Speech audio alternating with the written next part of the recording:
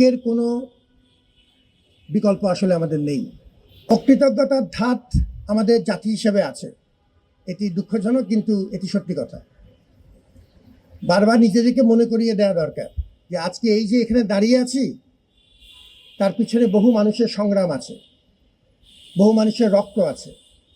আজকে কৃতজ্ঞতার সাথে এই উপলক্ষে যারা চূড়ান্ত আত্মত্যাগ করেছিলেন, যারা শহীদ হয়েছিলেন 1952, 68, 69, আমাদের মহান স্বাধীনতা সংগ্রাম 90 এবং 24, তাদের প্রত্যেককে স্মরণ করছি এবং আল্লাহর দরবারে প্রার্থনা করছি যে তারা যেন দেশের সেবায় যে আত্মত্যাগ করেছেন তার মূল্য তারা যেন আমাদের মহান স্রষ্টার কাছ থেকে পান।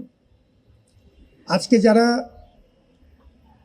আহত, জীবন বলি রেখে এই ঝুঁকি নিয়ে মাঠে নেমেছিলেন, তাদের একটা দল আমাদের সাথে আছেন এবং সেই মঞ্চ আমরা তাদের সাথে একসাথে শেয়ার করছি।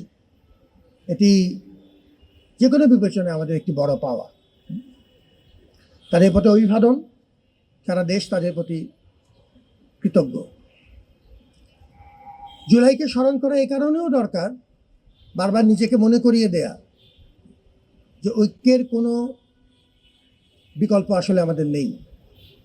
অনেককে যে চড়া মূল্য আমাদের দিতে হবে সেটা আমরা সবাই বুঝি। এখন একটা সুবিধা হচ্ছে যে যারা সরকারি দল, যারা বেসরকারি দল, তারা সবাই জুলাইয়ের পক্ষের, জুলাই থেকে উৎসারিত, সেটি আমাদেরকে আশান্বিত করে। অতএব আমাদের মধ্যে নিজস্ব যে কিছু দ্বন্দ্ব, প্রতিযোগিতা ইত্যাদি হচ্ছে, সেটি আশা করি আমাদের মূল যে রূপ, ঐক্যের যে ঐতিহ্য জুলাই তৈরি করে দিয়েছে, তাকে কোনোভাবেই অবমূল্যায়িত করবে না এবং এই দ্বন্দ্ব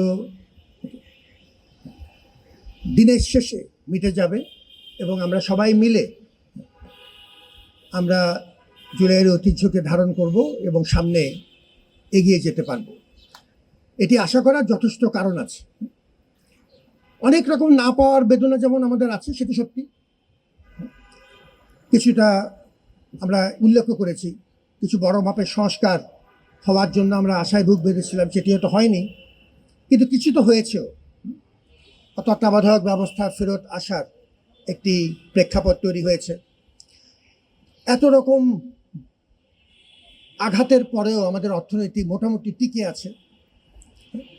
এতজন মানুষ জনবহুল একটি দেশে আমরা এখনো খেয়ে পড়ে আছি।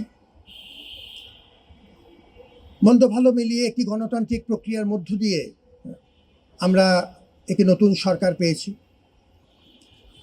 আমাদের বিরোধী দল আছে, বিরোধী দলের একটি অংশ সরাসরি জুলাই থেকেই উৎসারিত এবং আমরা সবাই মিলে, সরকার বিরোধী দল মিলে, এই বৃহত্তর জুলাইয়ের যে স্পিরিট, চেতনা, সেটিকে আমরা ধারণ করি।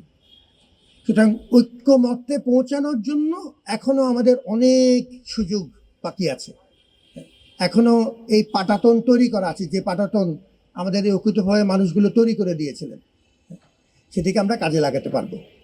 আমাকে, আমার মতো ক্ষুদ্র মানুষকে এই বড় আয়োজনে, এই মহতী আয়োজনে, যখন আমরা কিছু মানুষের ঋণ স্বীকার করছি, সেই আয়োজনে শরিক হবার সুযোগ করে দেওয়ার জন্য আমি ডাকসুকে ধন্যবাদ জানাচ্ছি এবং এই আয়োজকদের প্রত্যেককে ব্যক্তিগতভাবে অভিবাদন জানাচ্ছি। কৃতজ্ঞতা স্বীকার খুবই প্রয়োজন, বারবারই এই কথাটি বলছি। অকৃতজ্ঞ হওয়া যাবে না। আমাদের নবীজি সাল্লাল্লাহু আলাইহি ওয়াসাল্লাম, তিনি খুব বিখ্যাত একটি উক্তি তার আছে, তিরমিজিতে বর্ণিত। তিনি বলেছিলেন যে যে ব্যক্তি মানুষের প্রতি কৃতজ্ঞ না, তিনি আল্লাহর প্রতিও কৃতজ্ঞ হতে পারেন না।